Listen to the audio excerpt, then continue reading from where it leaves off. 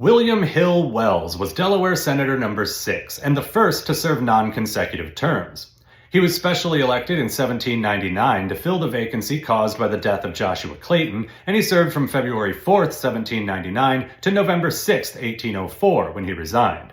Later, he was again specially elected, this time to fill the vacancy caused by the resignation of James A. Bayard Sr., and he served from June 10, 1813 to March 3, 1817. Wells was born in Burlington, New Jersey. His family moved to Delaware when he was a small child, and Wells grew up in the town of Dagsboro. He became a lawyer in 1791 and set up a practice first in Georgetown and then in Dover. He was elected to the General Assembly in 1795 and held that post until 1799, when the state legislature specially elected him to the United States Senate to replace the deceased Joshua Clayton.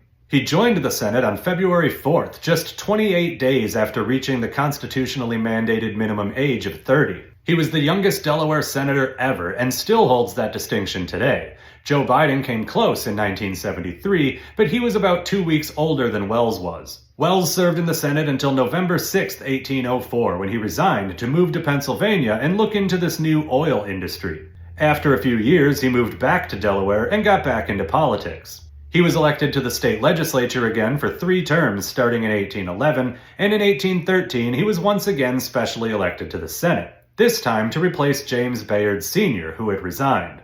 His second term in the Senate went from June 10, 1813 to March 3, 1817. He did not seek another term and retired to private life. He died in Dagsboro in 1829. Wells has no congressional descendants. However, a few generations down the line, his great-grandson, hilariously named Richard Head, changed the spelling of the family name to Wells with a second E. He lived in Kenosha, Wisconsin, and in 1915 he had a son that he named George Orson. So yeah, William H. Wells' great-great-grandson was Orson Welles.